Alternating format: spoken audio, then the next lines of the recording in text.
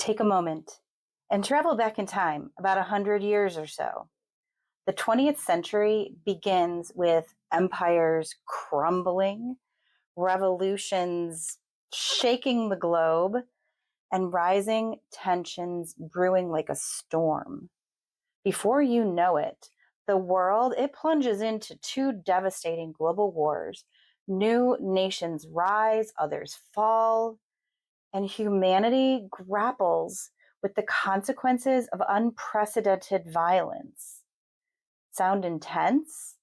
That's Unit 7 of AP World History, Global Conflict after 1900. First, welcome to my video viewers.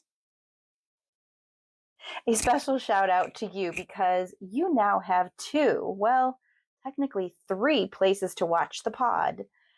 I've always been on YouTube. I'm usually uploaded on Facebook, where your parents and your grandparents hang out.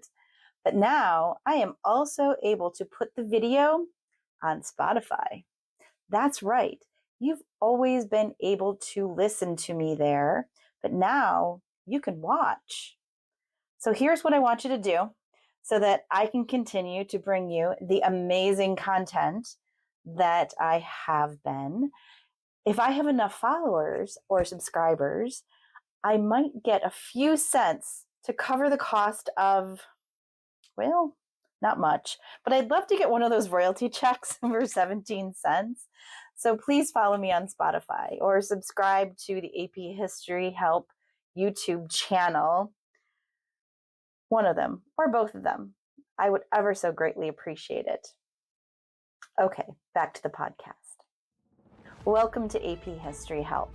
I'm Wendy, your guide through the triumphs and the tragedies of world history. Today we'll explore shifting power dynamics, the world wars, the interwar period, the mass atrocities that scarred the 20th century.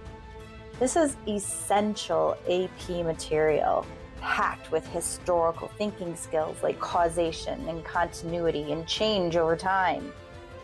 Grab those student success planners, or if you're refusing to buy that still, I don't know why, it would be super helpful. You could just grab a notebook and a pen. All right, let's dive in. Come on in, students. Class is in session, and boy, do we have a lot to get through today. To understand the global conflicts of the 20th century, we first need to examine why power was shifting so dramatically. By 1900, long-established empires like Russia, China, and the Ottoman Empire were under strain from internal challenges like corruption, ethnic tensions, and bad governing, as well as threats from industrialized powers. The Russian Empire's defeat in the Crimean War, which was fought from 1853 to 1856, and the Russo-Japanese War, which was 1904 to 1905, exposed its weaknesses. Internally, the 1905 Revolution and Bloody Sunday protests highlighted growing dissatisfaction with the Tsarist regime. These tensions culminated in the 1917 Bolshevik revolutions, also known as communist revolutions, where Vladimir Lenin and the Bolsheviks overthrew the last Tsar and established the world's first communist government. In China, the Qing dynasty, already weakened by the Opium Wars and the Taiping Rebellion, which we talked about 2 episodes ago as part of AP World Unit 6, it collapsed in 1911, leading to the establishment of the Chinese Republic. Revolutionary leader Sun Yat-sen's 3 principles of the people, nationalism, democracy, and livelihood, aimed to modernize China, but faced challenges from internal divisions and foreign domination. And in the Ottoman Empire, also known as the sick man of Europe, The Ottomans' attempt at Turkification alienated its diverse population, contributing to the Armenian genocide and eventual disintegration. Mustafa Kemal Ataturk led the Turkish national movement, creating a secular Turkish republic in 1923 with sweeping reforms like abolishing polygamy and expanding suffrage. Now, there's two vocabulary words: polygamy, marrying more than one wife; suffrage, the right to vote. Make sure you know those. The First World War was not called World War I until after World War II was fought because, nobody knew there was going to be another one that would happen. Instead, it was called the Great War. But for our purposes, we'll stick to World War I. And it was a turning point that reshaped the global order. To analyze its causes, remember the acronym M.A.I.N. Militarism, alliances, imperialism, and nationalism. Let's dig a little deeper. Militarism is illustrated by the European nations basically competing in an arms race, stockpiling weapons, and glorifying military power. The forming and the buildup of secret alliances committed nations to support each other in case of conflict. For example, the Triple Entente, made up of France, Russia, and Britain, and the Triple Alliance, consisting of Germany, Austria-Hungary, and Italy, who would be later replaced by the Ottoman Empire. Imperialism created rivalries over colonies, particularly in Africa and Asia, which heightened tensions. And nationalism, an intense pride in nation or ethnic group. Groups like the Slavs in the Balkans sought independence from larger empires, fueling conflicts and culminating in the assassination of Archduke Franz Ferdinand of Austria-Hungary in 1914. And that event ignited the war. World War I demonstrated the brutality of modern warfare. It introduced new technologies and strategies that made it unlike any previous conflict. What are some examples? Trench warfare meant that soldiers on both sides lived in muddy, disease-ridden trenches with little progress on either side. And there were technological advancements like machine guns and poison gas and tanks and submarines that made this war more destructive. Another vocabulary word, total war. Nations mobilized their entire populations and economies for the war effort. And propaganda campaigns and rationing became commonplace. Women took on new roles in factories and even on the front lines as nurses. Now, World War I would end in 1918 with the Treaty of Versailles, which placed a heavy blame on Germany, forcing it and it alone to pay reparations and disarm.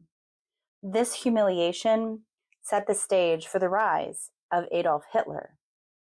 But before we get to him, the interwar period was a time of economic turmoil and political extremes. It was marked by economic instability and the rise of radical ideologies in many parts of the world. And Germany was hit especially hard. Benito Mussolini in Italy and Adolf Hitler in Germany capitalized on economic despair and nationalist sentiment. Fascism glorified the military and used propaganda to consolidate power. In Spain, Franco's nationalist forces won the Spanish Civil War, establishing a fascist dictatorship and keeping them out of the Second World War. So what caused World War II? Simply unresolved tensions and aggression of World War I, coupled with expansionism by Germany and Japan, led to World War II. In Germany, Hitler's Nazi party gained power by promoting ultranationalism and scientific racism, eugenics.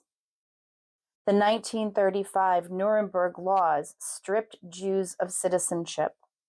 And Kristallnacht, which was a government attack on Jewish-owned businesses in 1938, marked an escalation in anti-Semitic violence. Meanwhile, Great Britain and France were still recovering from the Great War and really wanted to avoid another war. They practiced appeasement. These Western countries essentially allowed Hitler to annex Austria and the Sudetenland, which was part of Czechoslovakia, in the hopes of avoiding another war. Now, something to note is that Hitler made promises that he never intended on keeping. He promised not to take any more land. He took more land. He entered into a non-aggression pact with Joseph Stalin, the leader of the Soviet Union, which was shocking to the world, as fascists and communists are on the opposite side of that political spectrum. But they agreed to this non-aggression pact for 10 years, that they would not fight or invade each other. Now, Hitler did this because he knew he was going to invade Poland, and with the Soviet Union on the other side of Poland, he didn't want them to think that they were next. And as a good faith gesture, Hitler promised to give the Soviets half of Poland after he successfully invaded. Meanwhile, Japan's imperial ambitions in China and Southeast Asia escalated, leading to the invasion of Manchuria in 1931 and a full-scale war in 1937. World War II officially began on September 1st, 1939, when, to pretty much no surprise of anyone's, Germany invaded Poland, prompting Britain and France to declare war. And the world returned to Total War Part 2. World War II was truly global, involving battles across Europe, Africa, Asia, and the Pacific. Hitler and Germany easily took over most of mainland Europe in under a year's time, setting his sights on Britain, bombing them daily for 9 months. Of course, Britain fought back, bombing Germany's capital. And under the leadership of Winston Churchill, he vowed that they would never surrender. Hitler eventually had had enough with that and turned his sights next on the Soviet Union. So much for that 10-year non-aggression pact, huh? He didn't keep his promises. This prompted the Soviets to switch their loyalty to the Allies, and Germany was now fighting a two-front war. And then Japan attacked the United States Navy at Pearl Harbor, Hawaii, bringing the United States into the war. Why, you ask? Why did Japan bomb Pearl Harbor? Because the United States, as a consequence to Japan for continuing its invasions of China, put on a trade embargo on Japan. They were no longer getting the steel and the oil that they needed or wanted. So the Pearl Harbor invasion brought the United States into the war and invigorated the Allied troops. Now, the key turning point here was the D-Day invasion of Normandy in 1944, where Great Britain and Canada and the United States landed at the beach at Normandy and began the process of reclaiming land from Germany, starting in France. And at the same time, the Battle of Stalingrad in 1942 and 43, where the Soviet Union turned the tide against Germany. And together, the Allies started to close in on territory that had been taken away from Germany. Now, the war in the Pacific saw the U.S. using island hopping to recapture territory from Japan. While it was somewhat successful, the Japanese kept fighting. It was not in their culture to surrender. And in an oversimplification of the end of the war in the Pacific, it culminated in the atomic bombings of Hiroshima and Nagasaki in August of 1945. Now, the darkest chapters of the 20th century witnessed horrific mass atrocities. In the Holocaust, the Nazi regime systematically murdered 6 million Jews and millions of others, including Romani people, political dissidents, and disabled individuals. The Armenian genocide during World War I, the Ottoman government targeted Christian Armenians, resulting in over 1 million deaths. And it didn't end with the wars. There were more genocides, atrocities like the Rwandan genocide in 1994 and ethnic cleansing in the Balkans in the 1990s that revealed the lessons from history had not been and still are not fully learned. To wrap up Unit 7, it is a testament to the complexities of human history. Key points here: the shifting power dynamic that reshaped the global order, the devastating consequences of global conflicts and unresolved tensions, the resilience of humanity as seen in resistance movements, reform efforts, and the eventual rebuilding after war. Now, as you study, use the historical thinking skill of causation to connect events like the Treaty of Versailles to World War II. Also, analyze that change in continuity over time, such as how technology evolved from World War I to World War II. That's a wrap on Unit 7 of AP World History. In our next episode, we will tackle Unit 7 of APUSH, diving into America's role in the World Wars, the Great Depression, and the rise to global power.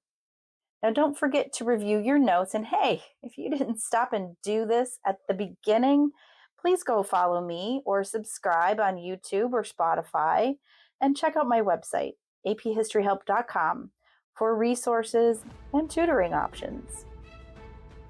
And with that, this episode of the AP History Help podcast is now history.